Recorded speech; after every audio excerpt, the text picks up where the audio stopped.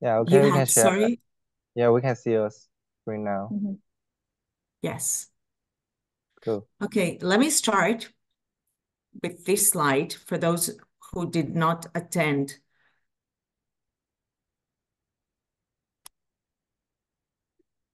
Is it okay? Are you watching now my screen? Yes, Yes, yes, we Good. can yes, see your no problem. presentation. Yeah. So welcome everyone. After all these adventures, we're together again. I'm going to start from the last slide of last time's webinar. And last time we covered instrumentation, we covered anesthesia, anesthetic procedures, and the choice of anesthetic protocols for bronchoscopy. We also covered the anatomy of the lungs. And this time we will start by seeing what's normal and what's abnormal, and also having some idea about the underlying internal medicine situation, internal medicine cases that we might actually see in our patients during bronchoscopy, because as I'm always saying, we always have to combine internal medicine with the bronchoscopic procedure you're doing. You might be amazing endoscopists, yet if you don't have a background of internal medicine, you will not be able to diagnose or take the appropriate samples. So for the bronchoscopic procedures, some tips, some helpful tips is that you should always do your bronchoscopy and your endoscopy procedure after you have done your imaging, your CT, your MRIs, your radiographic examinations. And the order of examination should be always the same. Start to construct SOPs, standard operating procedures, in your practices. It will be very helpful for you. It will be very helpful for all the colleagues that will learn the procedures from you in order to have a unified code. So first we examine the larynx, the cervical and the thoracic trachea, the carina, the right side in dogs, and then the left side. The same procedure is in cats as well. So we go into the cranial, middle, caudal, and accessory lobes, and the left side then the cranial and caudal lobes as well. So we try to keep a certain procedure in order to know where we are heading. Always use your bronchoscopy maps, and I will show you where I always stick them just in front of my bronchoscope. And whenever I take biopsies or cytology samples or for cultures, I always mark on my map the side that I have taken my samples. It's very, very important, especially if you don't have diffuse disease, if you have localized disease, or if you're sampling both lung lobes. It is very important to know if you have the same, for example, bacterial population, if you have a bacterial pneumonia in both lungs, or if the histopathology is differentiated from one lung lobe to the other. And this is the bronchoscopy map for the cat. Okay, these we have covered last time, but I just wanted to have a very quick reminder for those of you who did not attend last time's webinar. And this is a normal tracheobronchoscopy of a dog. You see the dorsal tracheal membrane, which is downwards. It should be upwards, but it's okay. You should do it the way that really is easier for you. But this is a landmark, actually, to see where you're going. And this is the carina. In cats, as we said, because we're really, really afraid of bronchospasm, when we are finishing the procedure, we can instill lidocaine in the carina, and this actually inhibits the danger, prevents the danger of bronchospasm. Always be aware of that. These are the smaller airways now that we're seeing. The smaller airways, we should always examine the shape, if there's mucus or not, the mucosa, the submucosal vessels, if there's thickening or not. So this is what we examine. And also constriction, external compression, for example, from the left antrium. And you can see that the shape of the small airways sometimes changes during inspiration and expiration, but these are very, very slight changes. And we're going to see them with more details in the next slides as well. So let's talk about sample collection. And I know this is actually a field that many of you are wondering, what samples should I take from the lungs? Is it always BAL? Should I always do a BAL when I enter the lungs and when I do lower respiratory endoscopy? Should I do brush cytology? How do I collect my samples for culture? So the samples collection, the samples that I can collect are with these methods, with brush cytology, with fluid aspiration, if there's fluid in the lumens of the lower airways, with transoral or transtracheal wash, with a bronchoalveolar lavage, which is known as BAL, with a needle aspiration or with biopsy. When should we take our samples? The simple answer is always you will take samples. Because for you to do a lower respiratory endoscopy means that you had symptoms, that you had something in your radiographs as lesions that were abnormal. So this has driven you either clinical symptoms or radiographic lesions to take your samples. So you will always take samples. So if fluid is present, we will do a fluid aspiration. You will always do a BAL unless you have removed a foreign body. Having said always, I do not always take a BAL.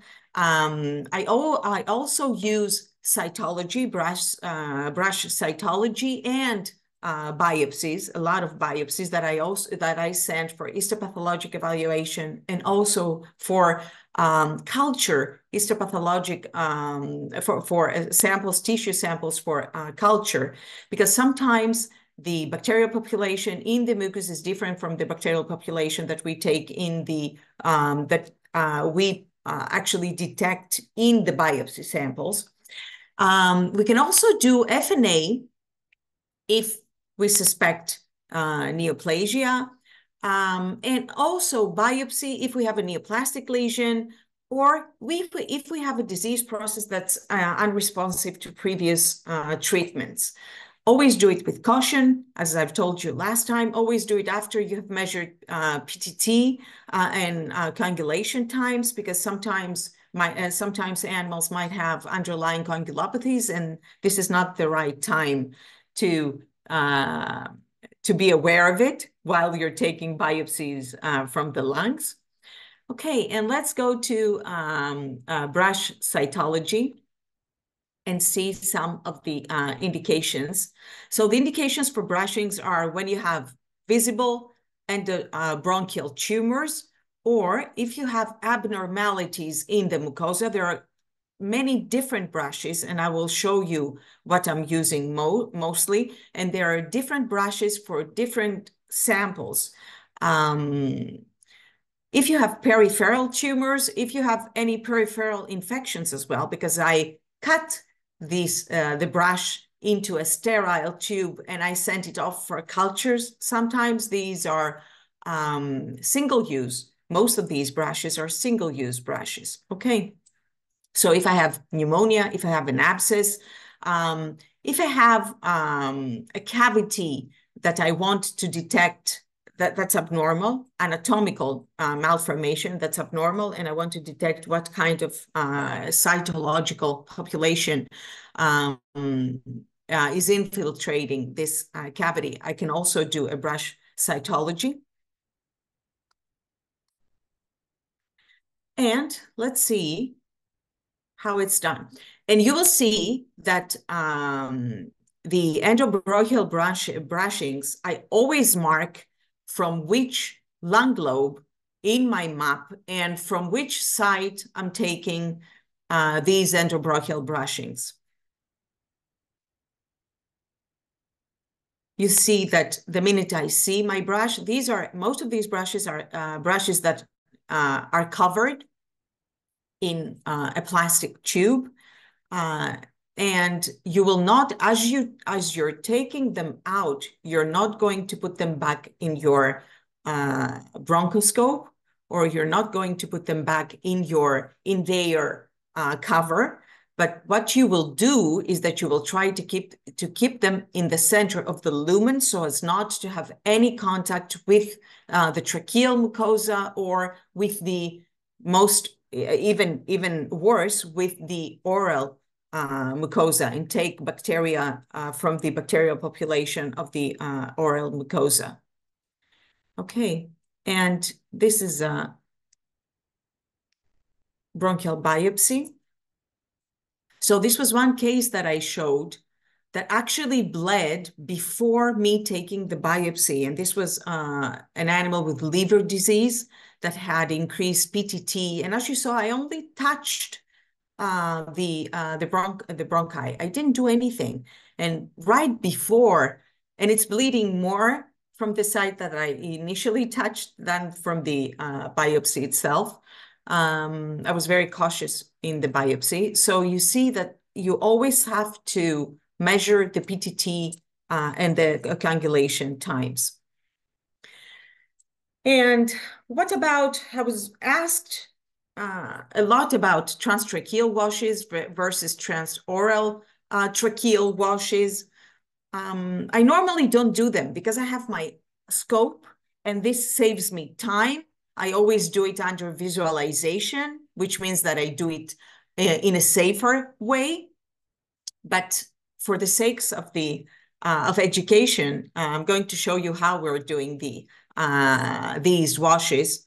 And for those of you who do not have yet an endoscope, but you will see from this webinar that it's very, very needed, especially for lower airways diseases, for the diagnosis of lower airways diseases. So what do we need about the TT washes? We need definitely a local anesthetic, clippers, surgical preparation solution, a through-the-needle catheter. I always use a through-the-needle catheter, or a needle and polypropylene or red rubber catheter, and 3 aliquots of sterile saline. And we manually restrain the dog. The dog does not need to be sedated. Okay. We clip and prepare the site over either the lower cervical tracheal or the cricothyroid ligament. And I'm going to show you where the cricothyroid ligament exactly is.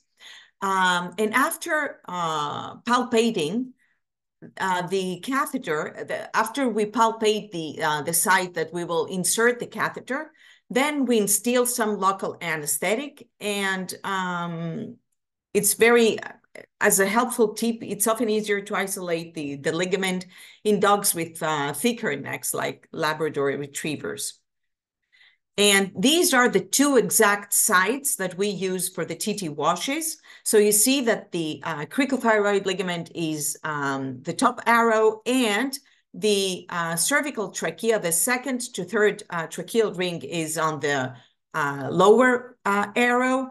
And this is where we can do our small section and put our TT catheter, transtracheal wash catheter. And the inclination of the catheter will always be as shown here. And I will show you a small video as well. So with the bevel directed downwards, we insert the needle through the skin after a small incision.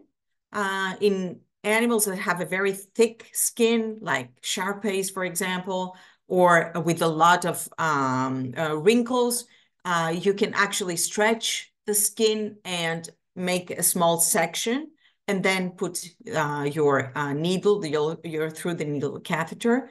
And we proceed it into the tracheal lumen.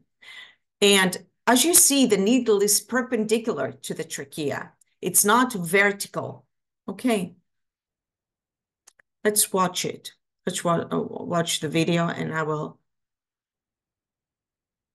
You see that we put either this way or that way or downwards, perpendicular to the trachea. And the minute you put your catheter into the trachea, the dog starts coughing. And this is a good sign, actually, that you're in. Then you secure it with your, with something like a sieve. You take out the stellate, okay, and then you inject the saline. It is better to take the wash while the dog is coughing, because this means that you will have better sample and a richer sample in terms of cells. So we instill the saline, and then you can take it with a suction in a trap, just as we do with the bronchoscopic procedure. Or you can just take it out with your syringe, which is not ideal because you don't have the gravity, you don't have other forces to take the fluid back. So you'd better use a suction. And this is actually a suction with a trap. And then you take out the catheter and you put a gauze. This is the oxygen always in the nares of the animal.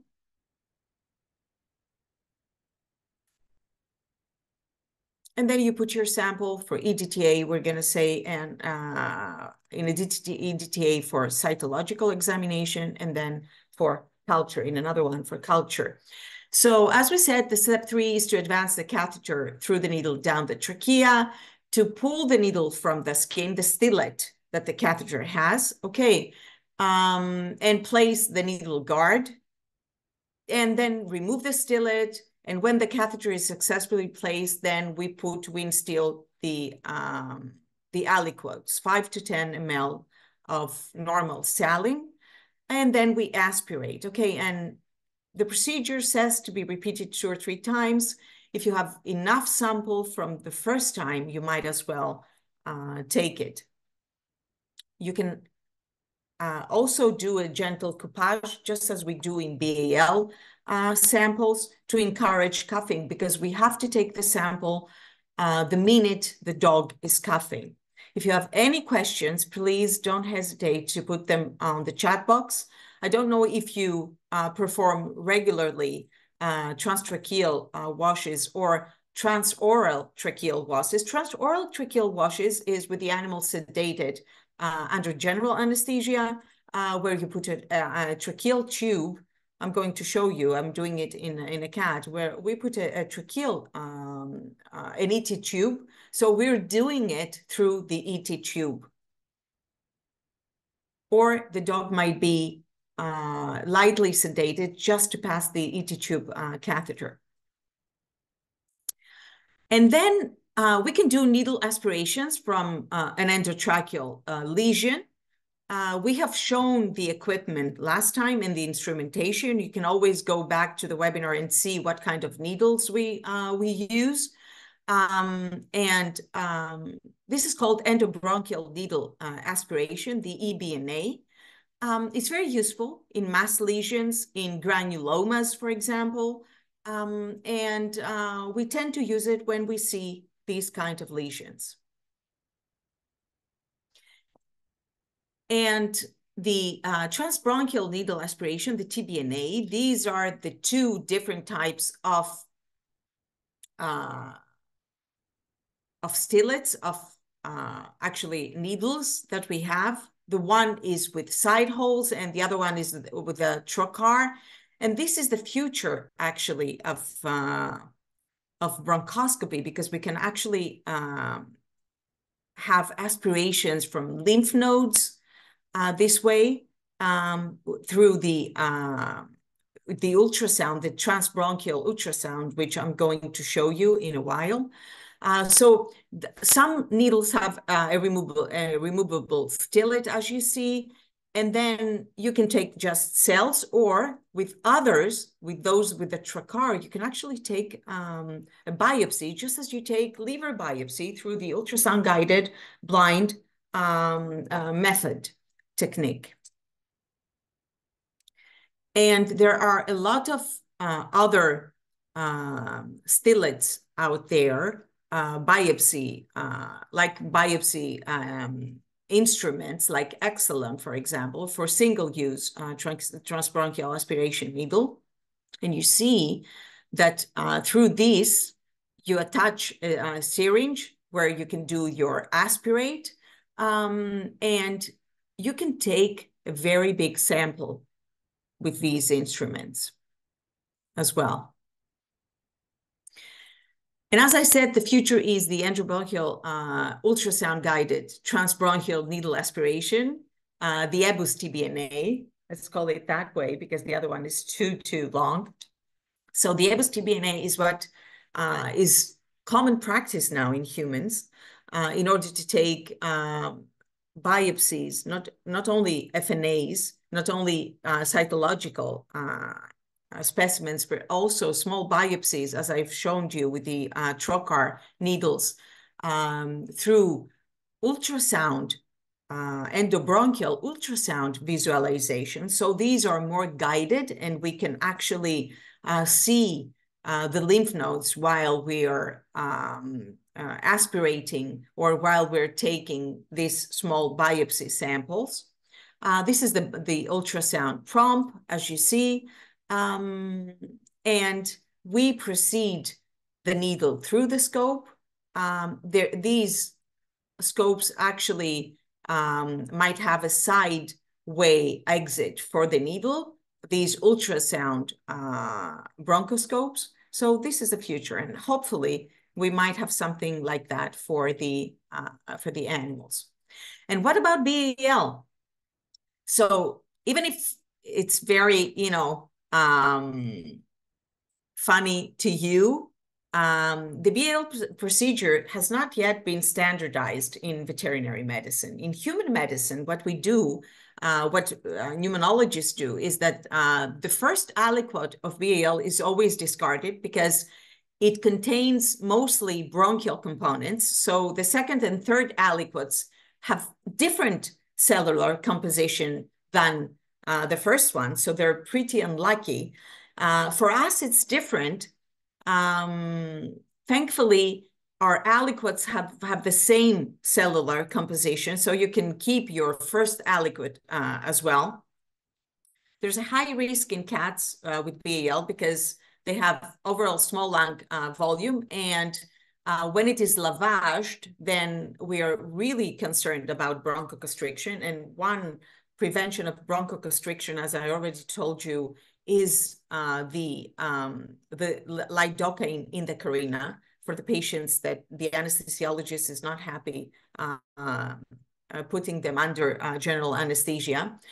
And in cats, as I've told you, there's not a clinical relevance difference. There's not a statistically significant difference between cell counts in the subsequent aliquots. So we might as well keep the first one. We're very lucky in this perspective. And what about the blind AL? And we're going to talk about the endoscopic one as well. Why should I do a blind BAL? Because not all clinics have an endoscope, although they should.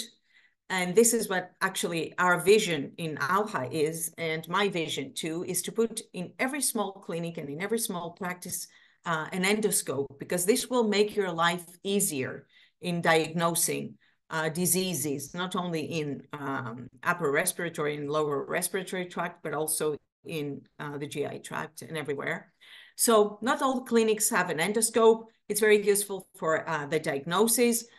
In cats, we always pre-treat cats with tributylene. Okay, sterile ET tube. This is mandatory. This is mandatory. When you're taking samples that you're going to submit for cultures, always use a sterile ET tube. And we also need a feeding tube, 8 French, passed into the lower airways, and then aspirate with a 20 ml syringe. I found this very, very useful. Once I've known about these catheters, I've literally loved them. I adored them. So I use them for the blind BALs. So you see, for the blind BAL, the equipment is a sterile endotracheal tubes, as we say. The size is according to the patient size.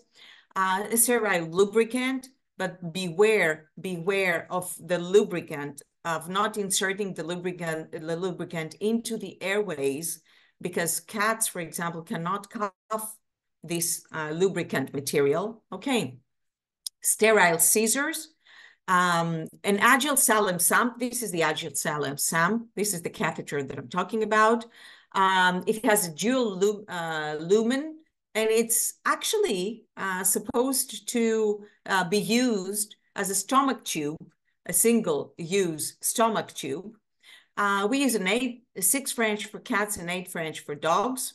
Okay, and this is how it is connected. So the blue part is connected to the sterile saline, is where we put our syringe and we instill the saline. This white part here is connected to the mucus trap, and the part with the holes, with the side holes, the transparent part with the side holes is proceeded into the lungs.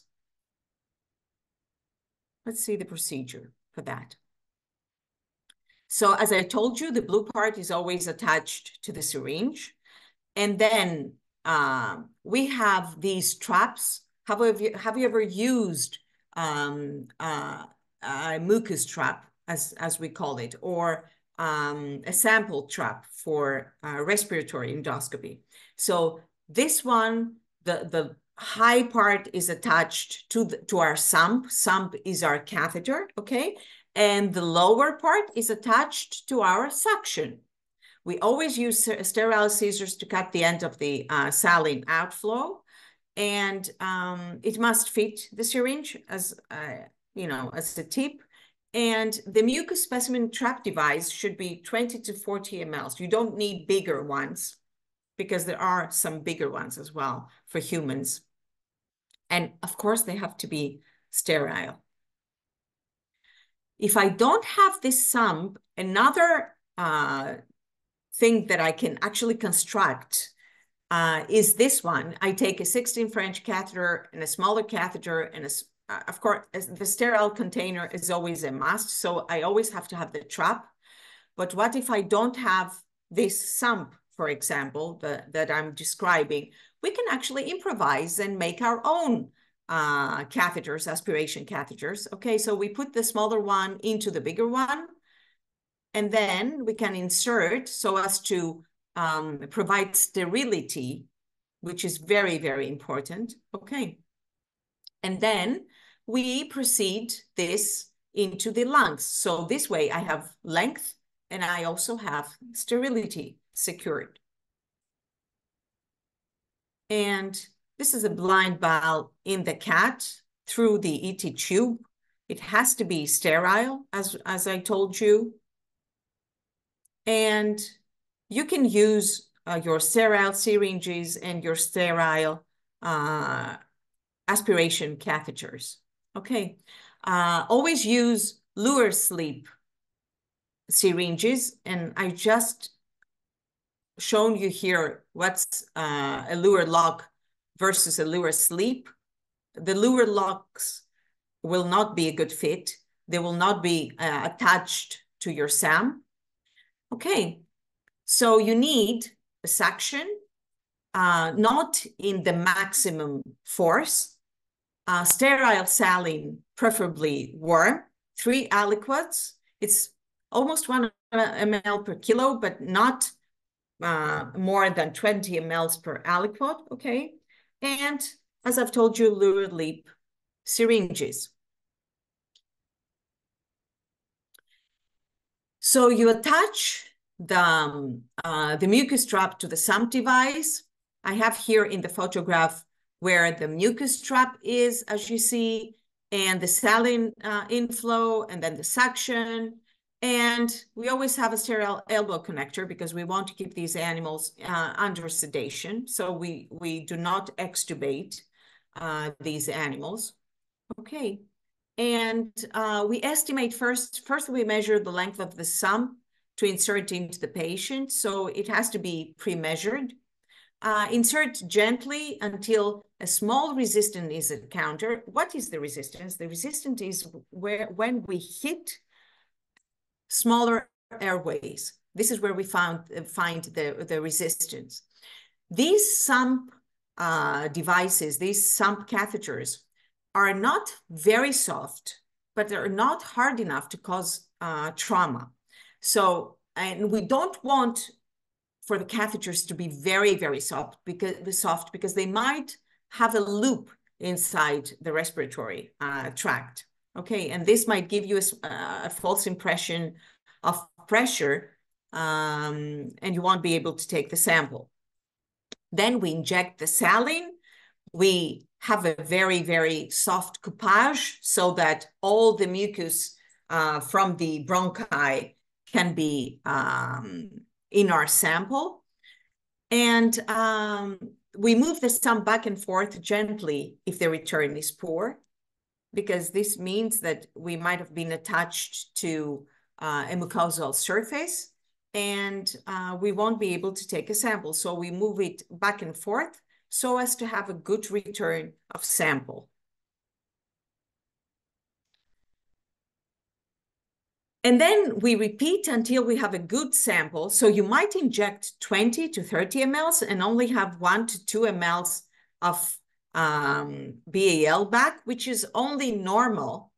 In dogs, we can have a total final volume of 50 to 75 mLs. I've never done that. You know, I've never injected more than 40 to 50 mLs in both lungs. So 20 to 30 mLs in each lung. Maybe I'm a bit more, you know, scared and squeamish and careful, but you always have to do what feels, you know, the safer to you during the procedure. And it cats up to 60 ml. Never, ever have I injected, you know, 60 mLs in a cat's lung, not more than 15 to each lung. But this is what, you know, the text would say, that you're able to do that. And what tells you that you have a very good quality sample is that you will have this foamy appearance that will indicate that you have alveolar lavage, and this is what you want, actually. And then you remove the sump device and you give oxygenation.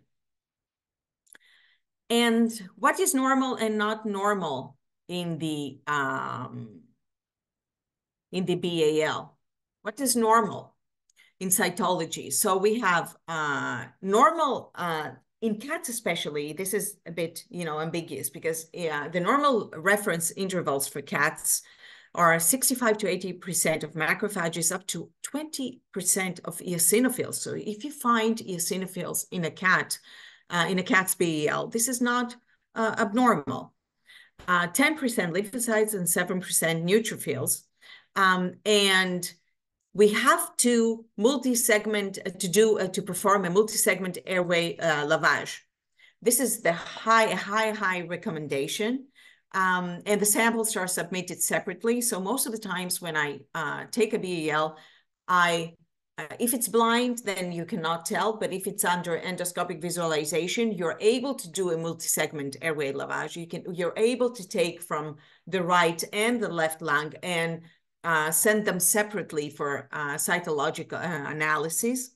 And in a recent study, this is very, very interesting and intriguing, that we had different cytological interpretations in sample from two different, from multiple separate lobar sites in approximately half of the cases that had diffuse lower respiratory tract disease, which means that if I take from only a sample from LB1 and then I go to RB2 and take another sample, then my cytological population might be different. And this is very, very important in order to actually define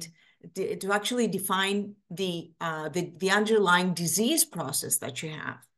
Okay, and also in cats with normal, this is even more strange that even in cats that had normal thoracic radiographs, we had different cytological findings at 2 sites if we took samples from 2 different sites, even with cats that had no lesion in their radiographic examination.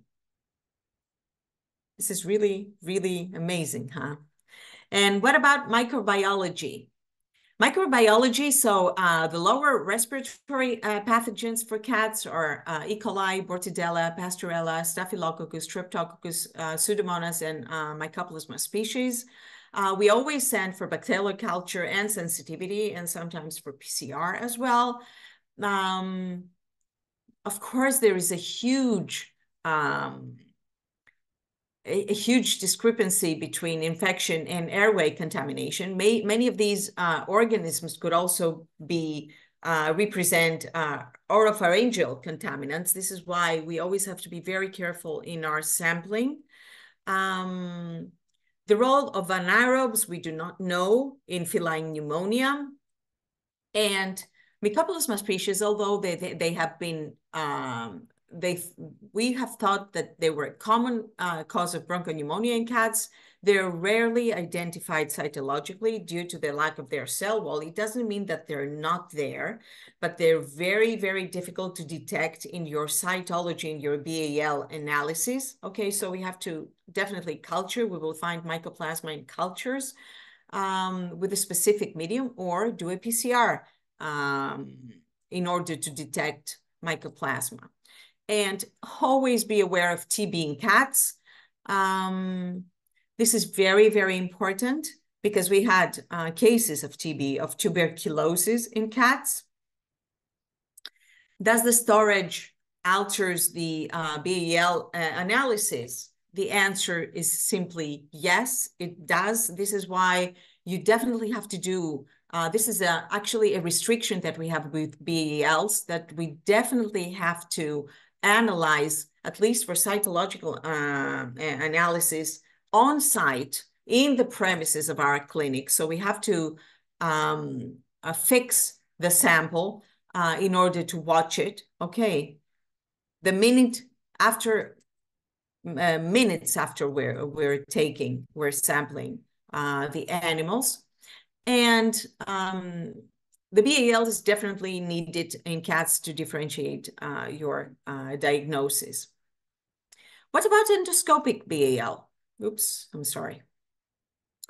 When you have the trap, I've just used this photograph in order to show you how you're going to hold your bronchoscope and your trap, because the trap has a bit of a weight, and it doesn't give you moves when you're doing your bronchoscopy. So you have to actually handle the handle of the endoscope and your trap like that, and you have to keep them in a very firm position like that.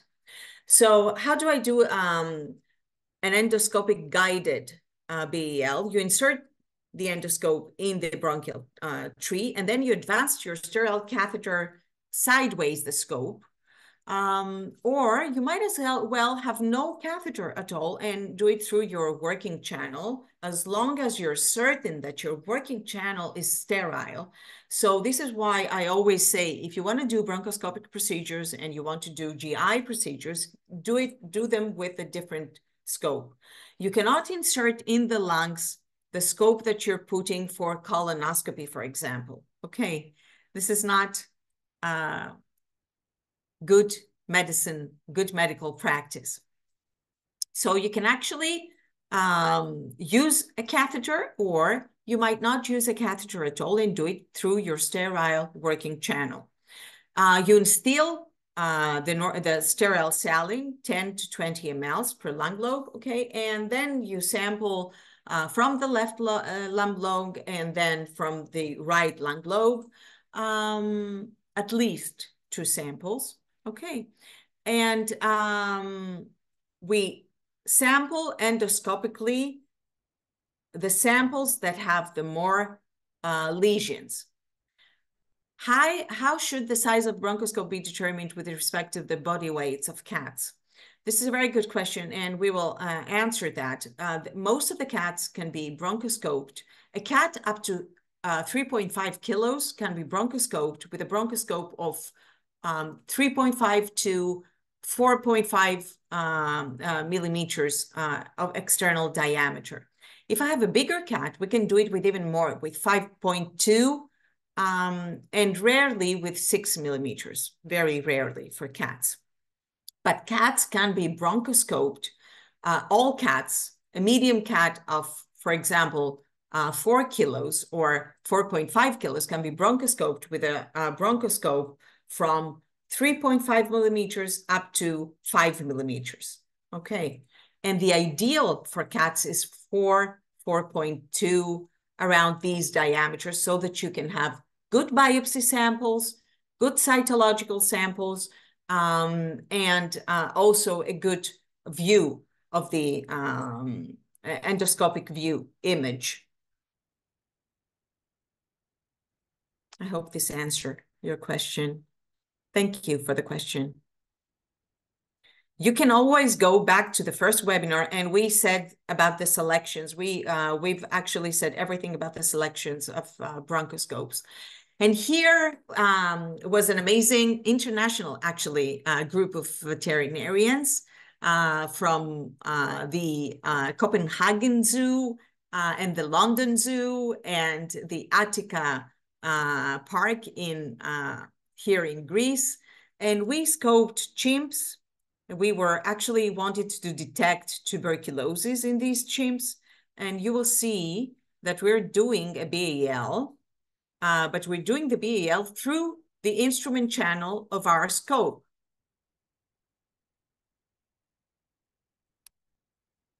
So we were instilling the saline through the working channel of our scope. And then we were taking it without a suction through the working channel of our scope. And we had a fairly good sample.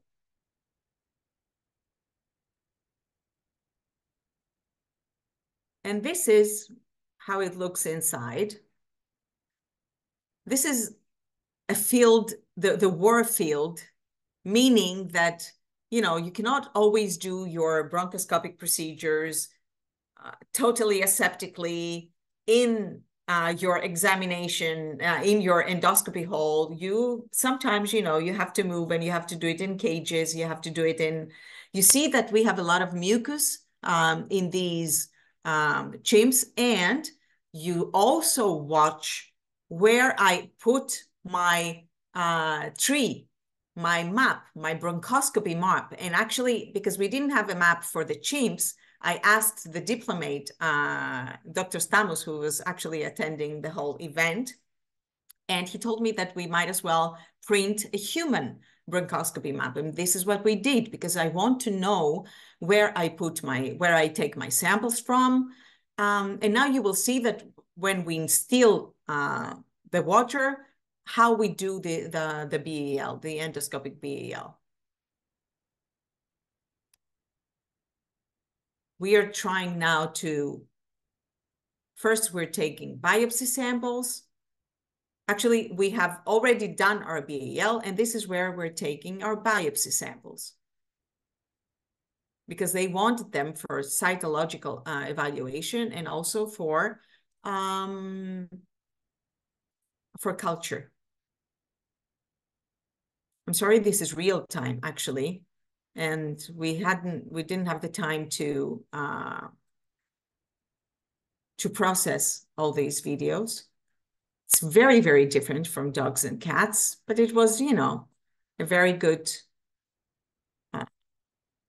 experience. Even for you, in our next case, in the Aohua cases, we will upload these cases with the chimps.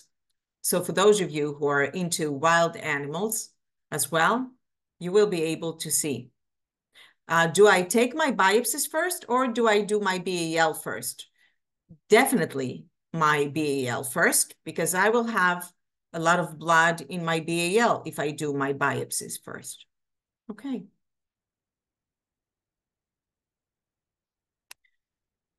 And let's go to the trachea.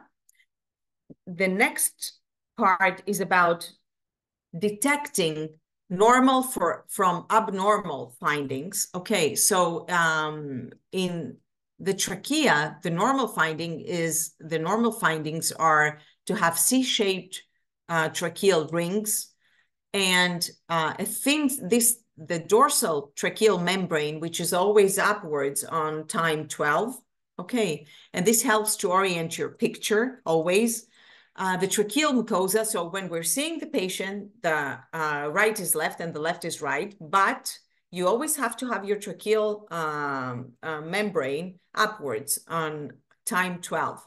Okay, the submucosal vessels are normally visible, but they become more prominent and inflamed when we have inflammatory process, edema.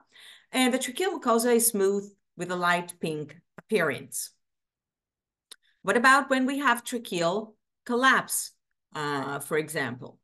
When we have tracheal collapse, you see that in grade 1, we have loss of 25% of the lumen, as we have in the first picture. Grade 2, when we have 50% loss of the lumen, then grade 3, when we have 75% loss, and then grade 4, when we have a loss greater than 75%. These patients are referred many times for tracheal stenting. And will you put a stent to those patients, or are there any prerequisites? What do you think? Please comment in the chat box. What do you think? If an animal with grade 3, for example, or grade 4 comes for tracheal stenting, what do? Do we place the stent without any questions? What do you think that we should do first? And I will come later back to that. Please comment on the chat, because this is a common mistake that we're doing.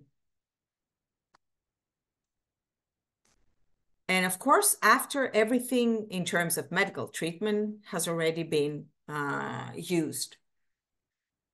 We're going to comment on that later. Remind me, but please put your chats, put your comments on the chat about this one. Okay, what are the symptoms? The symptoms are harsh, dry cough. That sounds like goose. Okay. Sometimes the owners say that when I pull the collar, or when I just raise the animal from the, when the animal is picked up from the ribs, then it starts coughing. We have difficulty in breathing, exercise intolerance. Sometimes the animals are cyanotic, and we have sometimes a wheezy. Oops. It doesn't work. Oh, this was a video actually, but it doesn't work. I will show it to you later when we come out of the presentation. And I have put here some radiographic positions, the right positioning for trachea, for tracheal stenosis, for tracheal collapse, and for tracheal hypoplasia also to be detected. So the best way is the best viewed angles are the lateral right facing screen. Okay. And always during inspiration and expiration, please do both radiographs when you're detecting tracheal collapse. The best one is during inspiration, as I'm writing here. Okay, and in the intrathoracic region during exhalation. So in the cervical region during inspiration, in the intrathoracic region during exhalation. And I also find this view with an angle of 10 to 15 degrees, which can show, actually, this is called craniocaudal tangential view of the thoracic inlet. So it can show actually the tracheal lumen. It's a very, very rare view. I never use it, but since, you know, I found it, I wanted you to know it as well.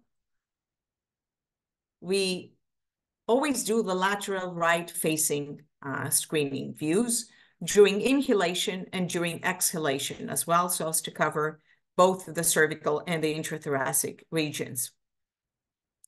And what about the trachea, the abnormal findings? I don't see anyone commenting on the chat box about the tracheal stand. We're gonna comment on that later. I'm gonna return on that, and I want us to have a discussion on that. Okay, what are the abnormal findings? We can detect affixed collapses, which means that it's not changing during inspiration, expiration. We can detect dynamic collapses, tracheal collapse. We can detect thickening of the dorsal tracheal membrane. Sometimes the dorsal tracheal membrane is very flaccid, thickened, and it protrudes into the tracheal lumen during the inspiration. We can have mucosal inflammation, hyperemia, and edema. We can have increased submucosal vascularity, increased mucosal secretions like blood, saliva, gastric fluids. Sometimes I've shown you last time in our last webinar, gastric fluids into the tracheal lumen due to gastroesophageal reflux disease. MASH lesions that could be non-neoplastic polyps, parasitic granulomas from Osleria sleri, for example, which is the photograph on the bottom, okay? And neoplastic lesions. The lesions in the upper photograph actually are from eosinophilic or nodules from eosinophilic infiltration.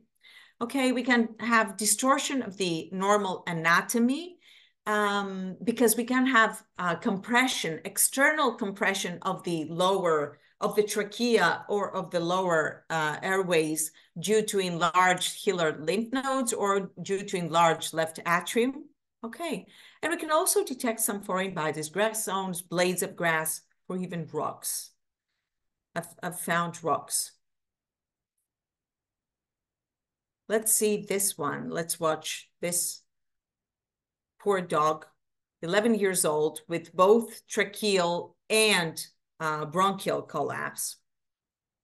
And you will see, and this is where I want to actually comment on the tracheal standing. You see that the right main stem bronchi is collapsed. And not only that. So if an animal with grade 2 or grade 3 comes with a tracheal stand, for a tracheal stand as a referral case, then you should definitely check with a CT scan or with bronchoscopy if you also have bronchial collapse. Because if you have bronchial collapse, and to which extent, to which degree the bronchial collapse is. Because if you have both tracheal and bronchial collapse, then the problem is that your cough will not be, maybe it will be a bit ameliorated, it will be a bit better, but it will not vanish, it will not go away, it will not disappear. And the animal will keep on coughing, and the owner will be very, very displeased. The amount of lidocaine, which amount of lidocaine will you apply on the carina? Around 0.5 ml in 2 different sides of the carina. Yes, definitely, Antoine. This is what we have to check. First, for bronchial collapse or bronchomalacia as well. Bronchomalakia, which is a Greek, actually, term. Because these animals are not going very well. And what about the BOAS? What about the bronchocephalic obstructive airway symptom? And Aaron says that we only use stands when the patient is extremely in life danger, or if the patient, yes, definitely. When we have, When we have used all our medical, this is very, very true. Thank you for this input. Thank you, Aaron. When we have used all medical solutions and when we have only tracheal collapse and not bronchial collapse, or you have to stent both. You have to stent the trachea and the bronchi as well. Okay. The tracheal stent would cause irritation in the long run if you had bronchial collapse that you did not address. Yes. Because of the coughing, of the constant coughing after the placement of the tracheal stent, you would definitely have problems. If you do a combined bronchial stenting as well, and I've shown you last times the Y stents that we use for the main stem bronchi or for smaller airways, then you will not have a problem. But you have to do it combined. This is why we always do a CT scan priorly to stenting. Okay, this was my point. The takeaway message is that you always have to either scope or have a CT scan priorly to stenting. And what about our BOAS dogs, our bronchocephalic obstructive airway syndrome dogs with the hypoplastic trachea? Because you know that one of the 4 anatomical traits of the BOAS is the narrowed trachea. Not the tracheal stenosis, but an hypoplastic trachea. These animals are have an hypoplastic trachea. So what is trachea hypoplasia? This is congenital, definitely. And we measure the TD towards the TI. What is the TD? The tracheal diameter versus the thoracic inlet distance. And I'm showing you here which is which, the tracheal diameter versus the tracheal inlet distance. And it has been shown that in English bulldogs, this is not, this is more than or equal to 0.12. To non-bulldog dogs, it's 0.16. And to other normal non-brachycephalic dogs, it's 0.2. So you see the difference between the English bulldogs and a normal dog. This is huge. The difference is huge. And most of the times, these animals, English bulldogs and brachycephalic breeds, have a misshapen trachea as well. And this is a part of the whole syndrome. You cannot do anything there. And what about the smaller airways? The mucosa, the normal appearance is that we have a normal pink and glistening mucosa. It has a movement, huh? It's not static, so it tends to widen and narrow during inspiration, expiration. We have small amounts of mucus in feline healthy airways. Be aware of that. We have up to 20% of eosinophils, and we have some small amounts of mucus. In cats, it's normal. In dogs, it's always abnormal. Okay. And of course, we have to have no secretions or other fluids. And what about the abnormal appearance? We always watch about anatomical features like collapse. We might have mucosal edema or hyperemia. We might also detect mucosal plugs, which actually cause obstruction just as if they were foreign bodies. We can have increased submucosal vascularity when we have edema or inflammation. Masses, foreign bodies, torsion, lung lobe torsion can be detected endoscopically like that. Compression, external compression from the hilarial lymph nodes or the left atrium, as I told you earlier. Shape abnormalities, widening, flattening, circulations, and abnormal branching. And this is a foreign body. This is a grassome. And this is how they migrate afterwards in the spinal cord. They go to the smaller airways, they migrate, and they go up to the spinal cord, and they cause discospondylitis. Okay, so be aware of that as well. And this is a 10-year-old miniature poodle with lower airway collapse. The image on the left is the airway during inspiration. You see that it's totally collapsed. Okay, demonstrates dynamic collapse during expiration. And 50% of all dogs presenting with a chronic cough will have tracheobronchomalacia. Okay, and secondary airway collapse. It's very, very common in poodles. It's very, very common in older dogs. This is a 10-year-old, as you see, poodle. The best approach, okay, no, I've never corrected a torsion endoscopically. The best approach is surgery. There's no other way, if the animal is still alive. And I don't even know, you know, we detect these animals. Thank you very much for the question. We detect these animals. The chronic torsion, the chronic mild torsion might be detected randomly in endoscopy. The acute lung lobe torsion is lethal. It's a very, very dangerous and emergency situation, and the animals are addressed to the op room immediately. You do the x-rays, and you have to be experienced to detect it in x-rays. Your mind has to go there. And we had a pug recently with lung torsion, and you can see it in the x-ray. It's very, very important that you address these animals to surgery. So I really want you to keep in mind what I've highlighted here, that 50% of dogs, 50%, 1 out of 2 dogs that have a chronic cough will also have tracheobronchomalacia, which means that we will have secondary airway collapse in these animals, and it's not going to be only tracheal collapse. And this poor dog here really had a hard time breathing. You can see some mucus as well. The mucus is detectable. But the collapse is very, very severe. And what about that one? We've talked about grass zones. We've talked about stones. I do not even know what was this foreign body. It was something like a plastic object in the stem bronchi, in the carina. That was really weird. Just a plastic object staying there.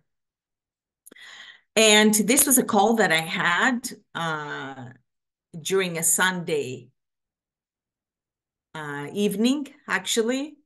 And they told me, doctor, please come because we have an esophageal foreign body. They told me about an esophageal foreign body. Why? Because the residents at the clinic, first of all, they did not assess correctly the radiograph.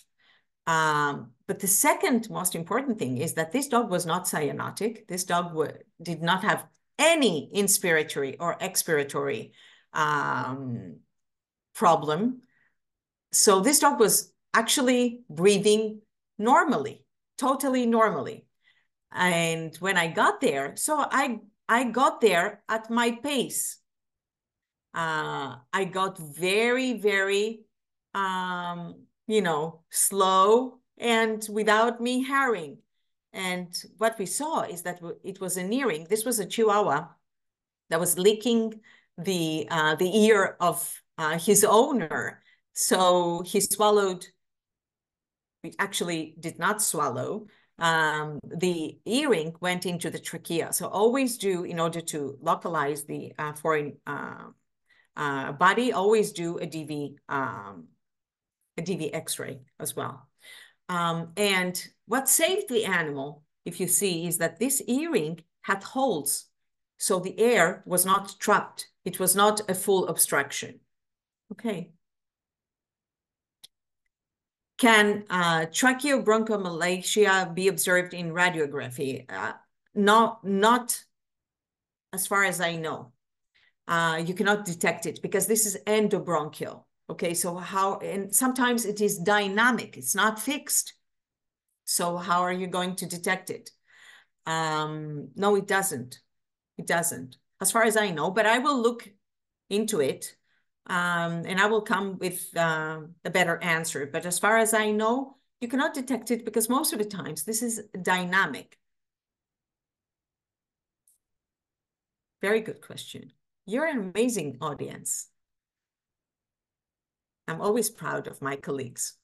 Okay, and this was a this was an amazing case. I don't know if you have many Irish wolfhounds in your country. We do not in Greece, believe me. And the first one I've seen had this situation. It was actually an Irish wolfhound that had been admitted in our clinic for coughing and dyspnea, and actually fever of unknown origin. And the minute, and it was not my case.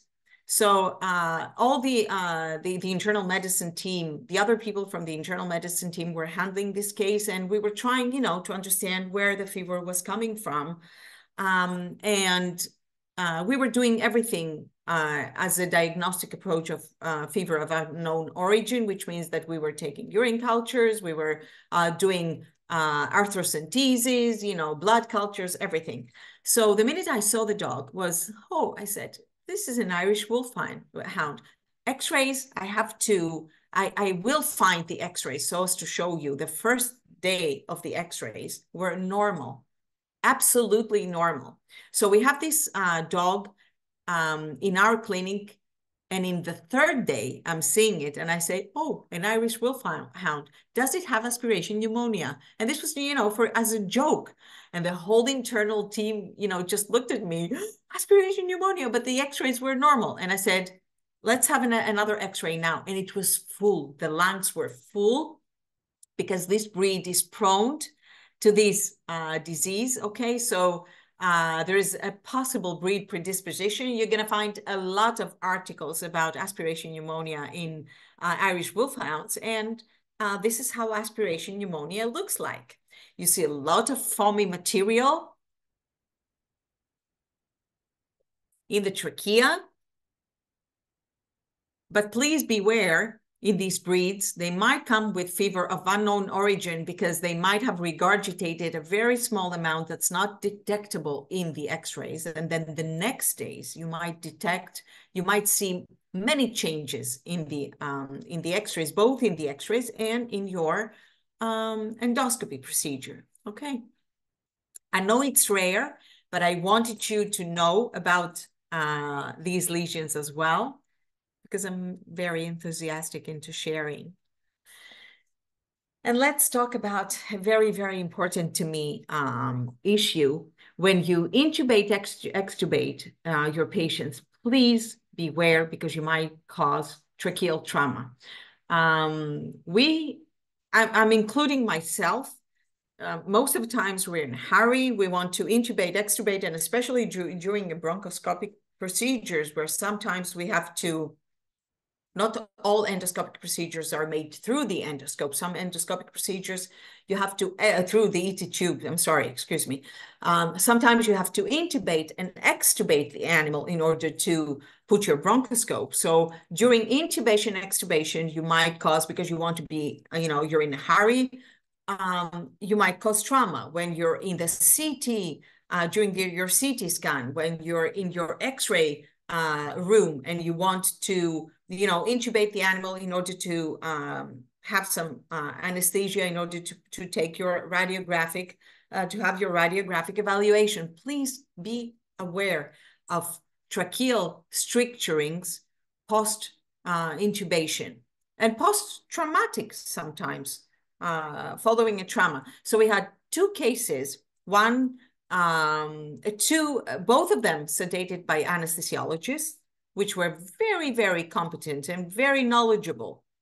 It happens to everyone, okay? So please be aware of that. And what do?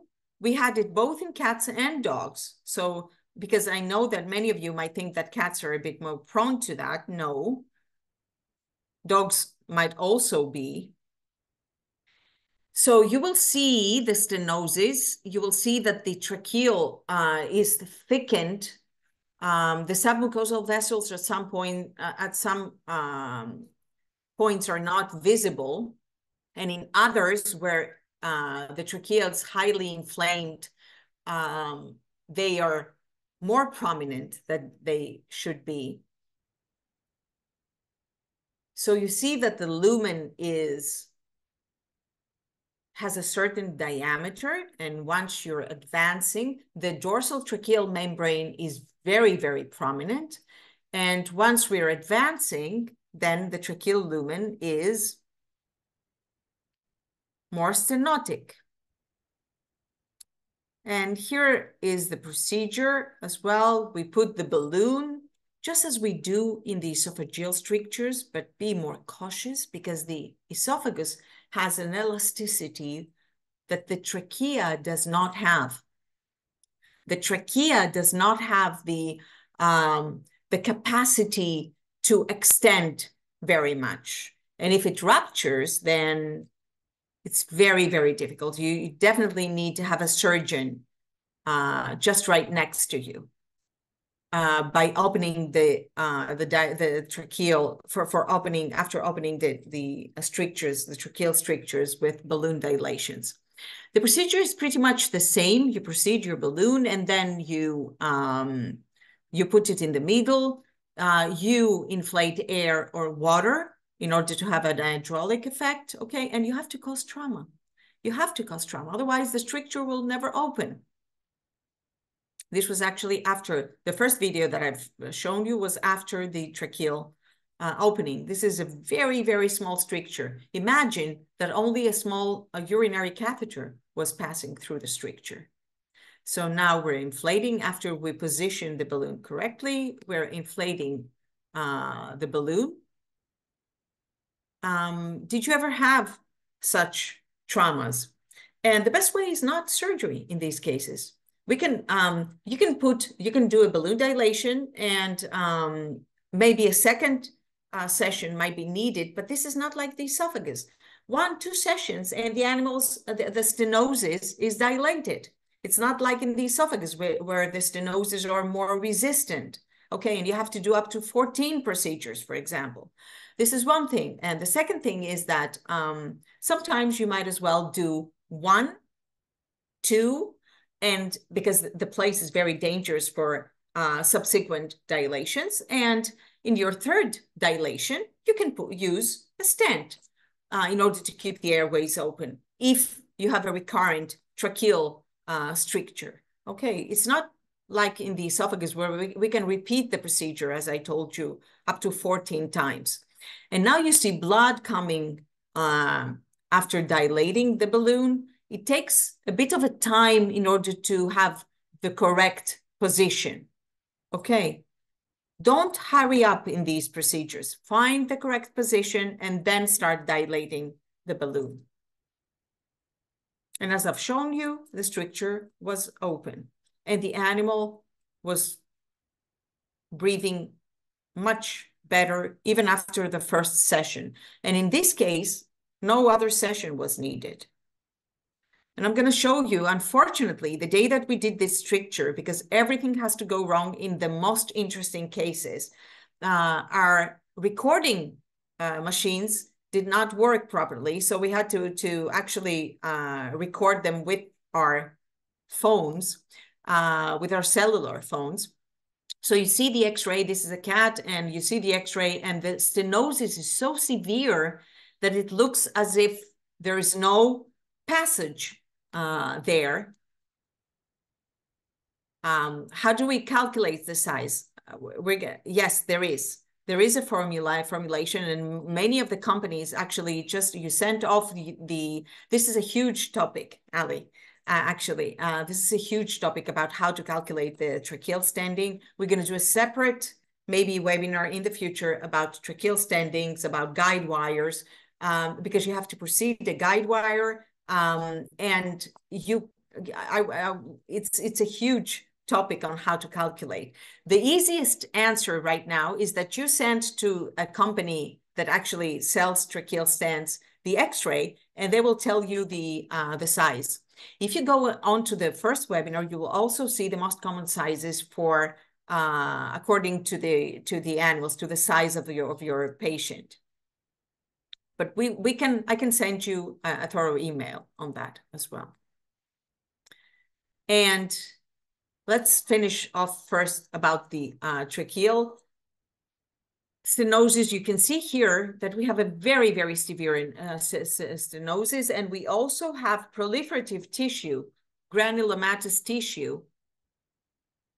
And we take biopsies because up to that point, we weren't sure if this was neoplastic stenosis, tracheal stenosis, or if it was, for example, after a trauma, some kind of a trauma from the ET tube. Okay. And it actually, the histopathology came back as granulomatous tissue, which means that it was out of an inflammation. Definitely. All your questions will be answered. Don't worry. And this is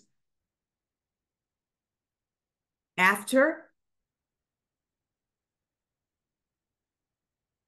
when we did the balloon dilation. You see that in the beginning, there was this membrane closing the whole trachea. This is why it was shown like that in the X-ray.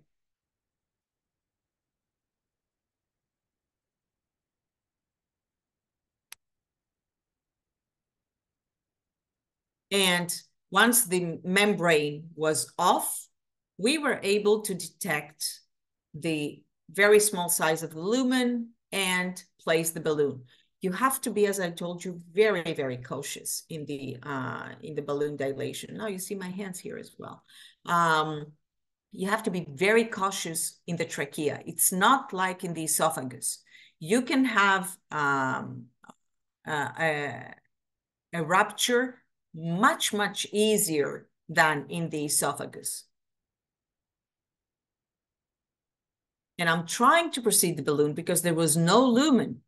There was no lumen. Only the passage was for a urinary catheter to pass in.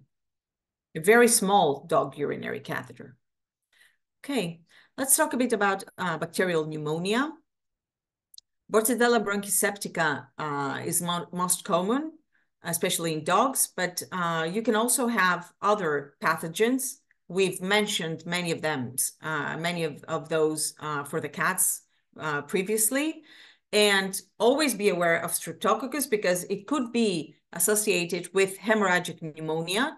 And always when you take biopsies or samples and your lungs are getting you get a lot of blood and hemorrhage, always think about Streptococcus. And once you take your samples, cover the animal for Streptococcus. Okay, let's have a watch. You see that the tracheal lumen has a lot of mucus. It's hyperemic. And you can also see that the smaller airways have these plugs, these yellowish plugs, which are the secretions from the chronic pneumonia. These mucus plugs are getting very, very hard over time, and they can actually cause obstruction. And in cats, we tend sometimes to take them off because the animals, the patients cannot breathe properly. So in these patients, we can do brush cytology, we can do biopsy. You can see that the mucosa is irregular due to the chronic inflammation.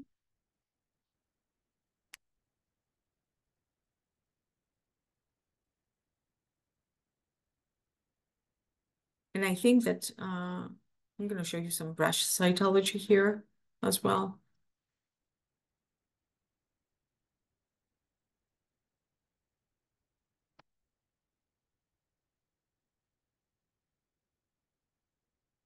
You see that it affects both lung lobes.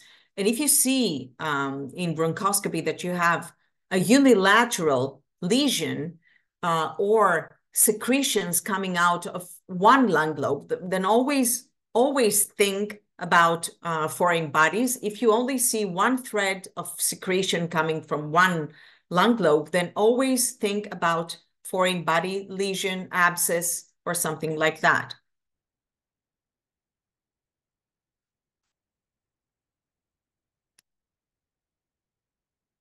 And you see that there's a degree of collapse as well, airway collapse. And now we're proceeding, we're going to take our biopsy samples and our cytology samples from these patients. This is really, really severe bacterial pneumonia. And you see that the dorsal ligament is very protrude. It's protruding into the lumen.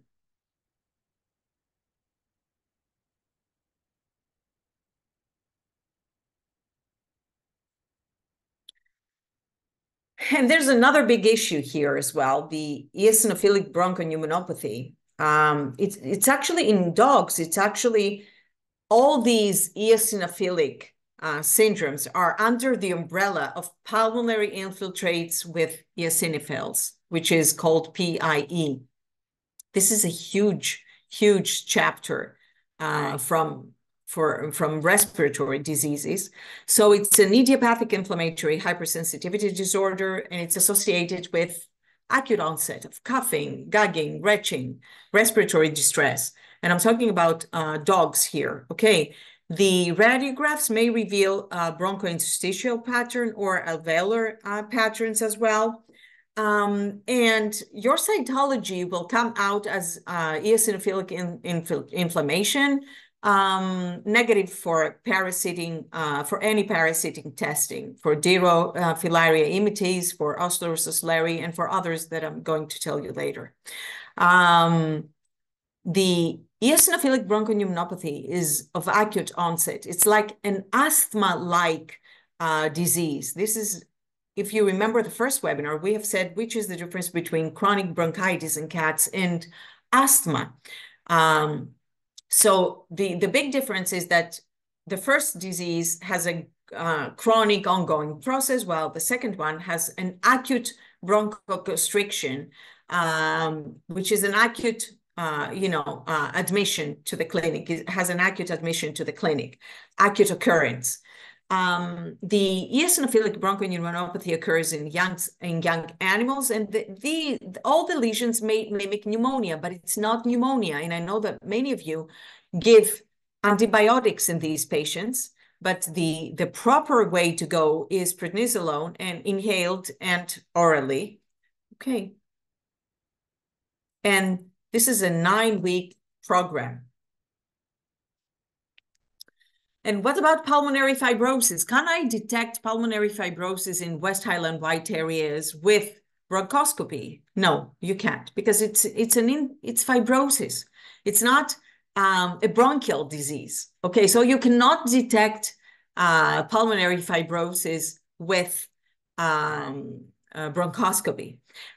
Is it possible? You can do it with external biopsy through the RIMS, ultrasound guided, or with lung biopsy, but not with bronchial biopsy. Okay, it has an interstitial location.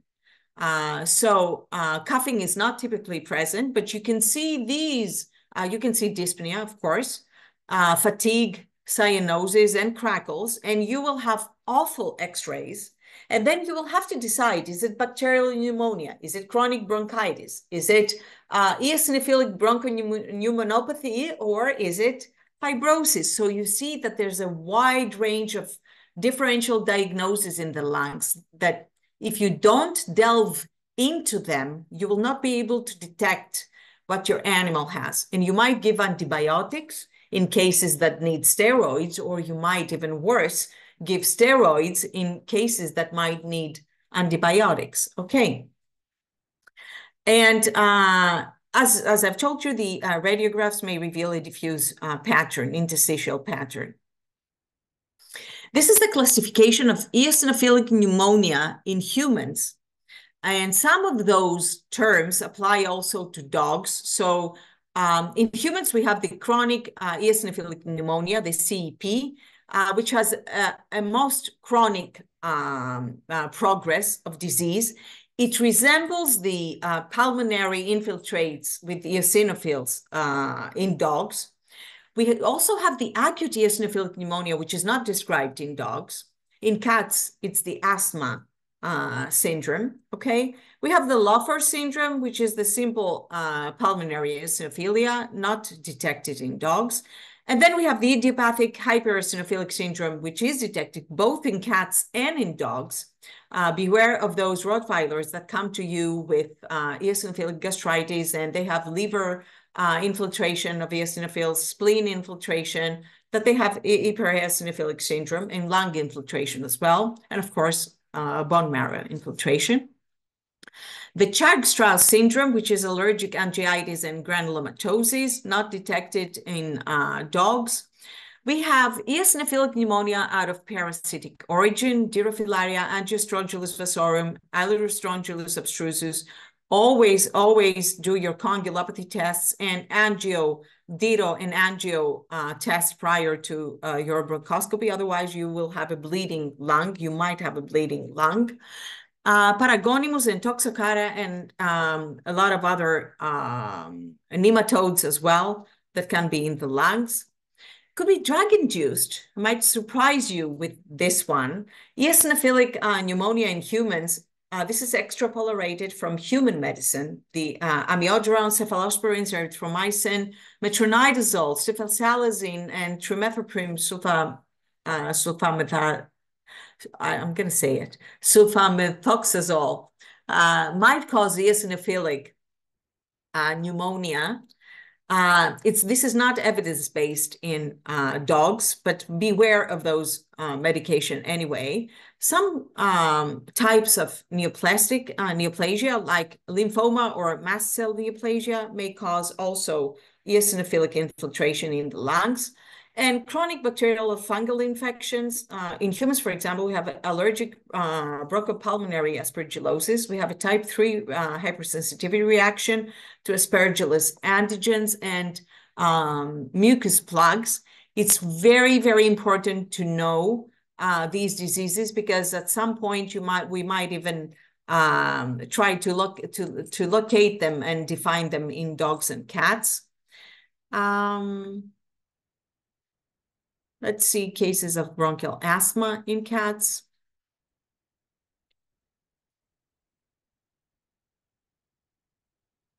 You will see hyperemia and some mucus in the trachea, but always beware that in cats, small amount of mucus are normal.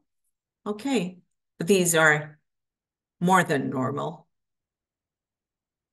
And you see this hyperemia, you're not going to see in asthma-like lesions or in asthma, the radiographs are even worse than the lesions, the endoscopic lesions. You're not going to see malformations. You're not going to see, you're not going to see gross lesions. You're going to see a diffuse hyperemia and some mucosa, some amounts of mucosa, mucosal secretions in the lungs. It's not going to be something very pronounced.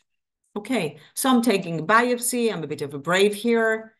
And I'm sending it off both for culture and another one for histopathology as well.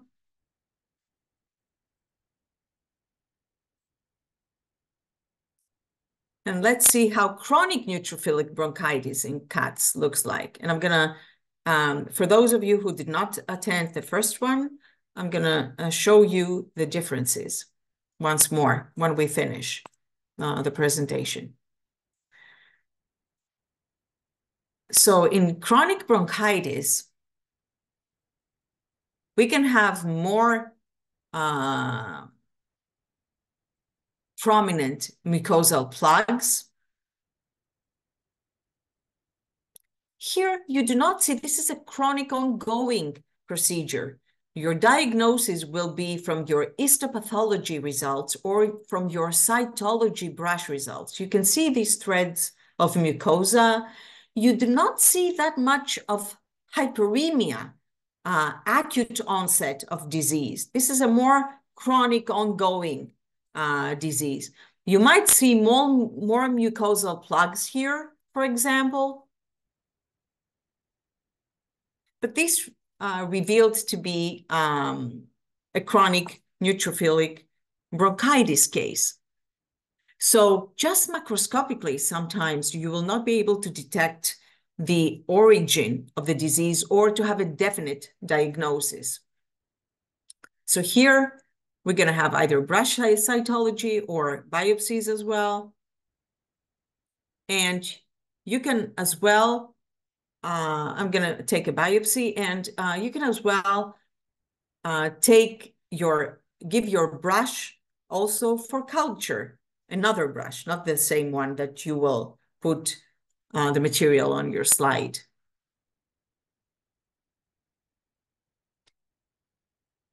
Am I afraid? Am I scared when I'm taking biopsies?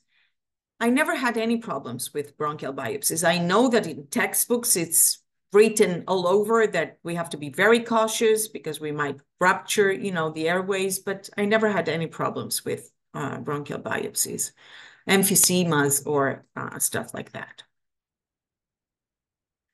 But be very, very cautious.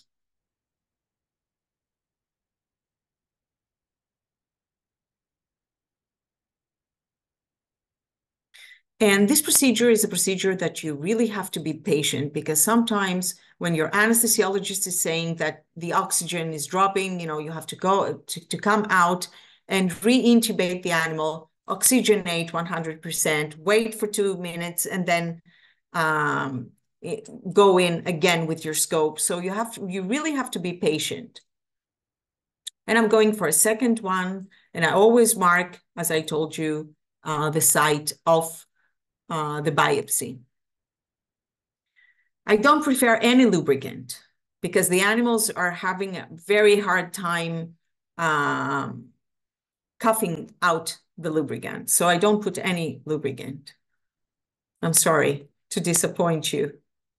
And these are this is an open access. These are the antimicrobial use guidelines for the treatment of respiratory tract diseases, because many of you are asking me, which kind of antibiotics should I use? It's open access. You can access it. So this is a very, very good guide for you to know which antibiotics should be used as a first line, as a second line in our bacterial pneumonias, for example. Thank you very much, everyone, for the attendance, and let's have some questions. I'm all yours now. Is it possible to put a tracheal stent without a fluoroscopic control? Antoine, it is possible. Some people actually put it with very good X-ray machines, but it will make your life so difficult that you will not want to do it. So if you have your C-arm, it's very easy. It's very easy. It makes it easier for the clinical practitioner to do it, so you will repeat it in the future. Let me give you some ideas also. So yes, it can be done.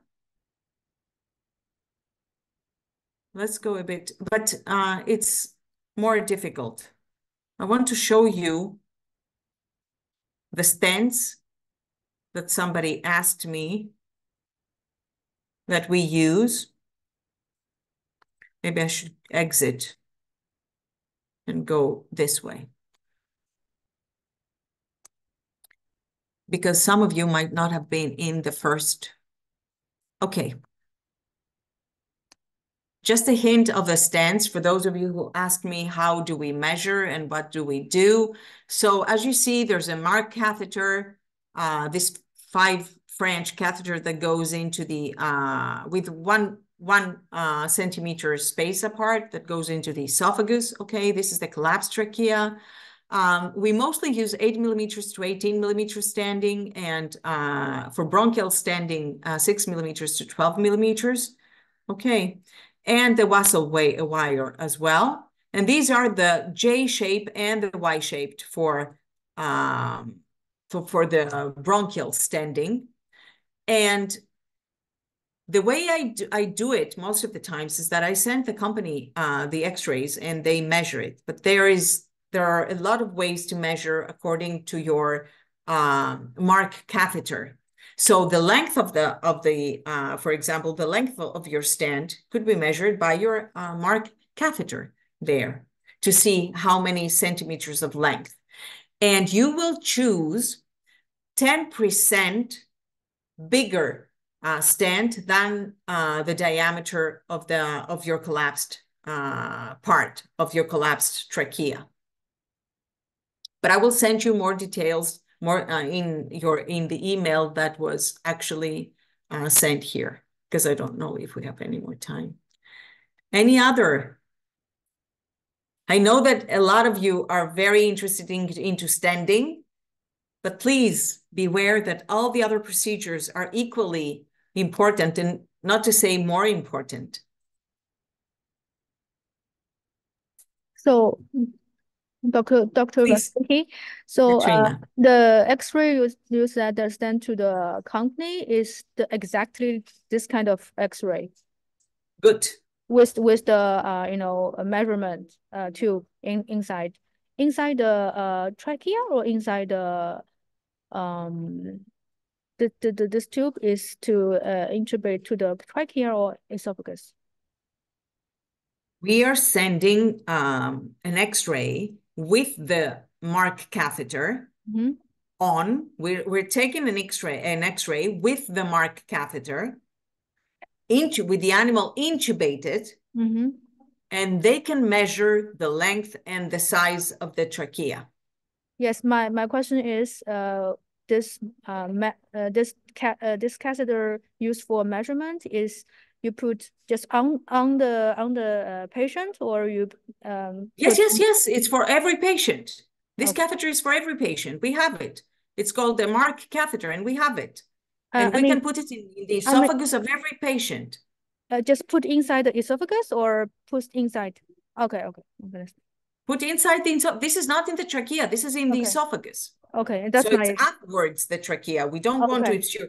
You see that the endotracheal tube is here, and the mark catheter goes into the esophagus. Okay, and it's proceeded so as to see how many. What's the length of the tracheal actually collapse?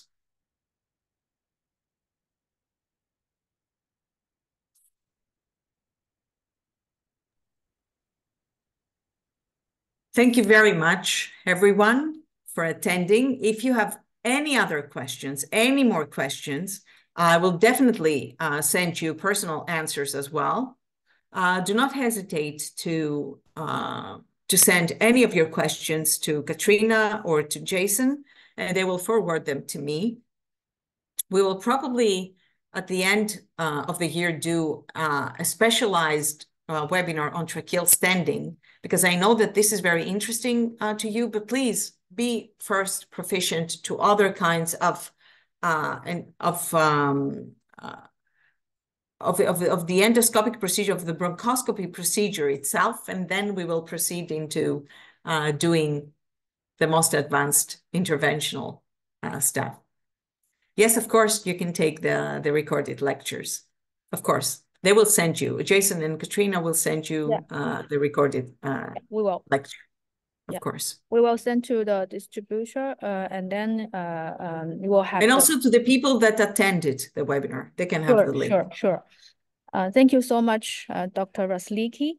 And as you said, so if you have any other questions, don't hesitate to contact us.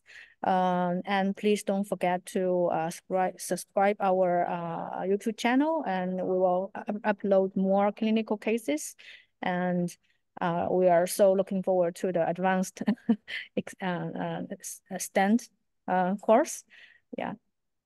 Any other questions?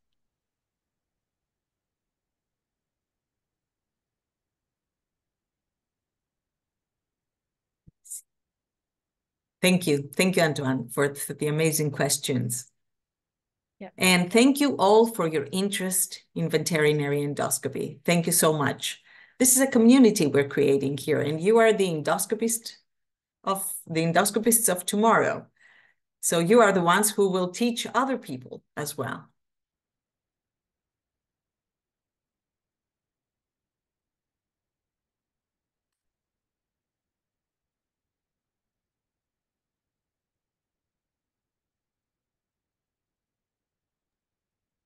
Okay, so I guess there's no question. But also we will keep in contact with the audience, and yeah, today's topics we can close now, right? Yes. Okay. Definitely. Oh, I think that there's another last one.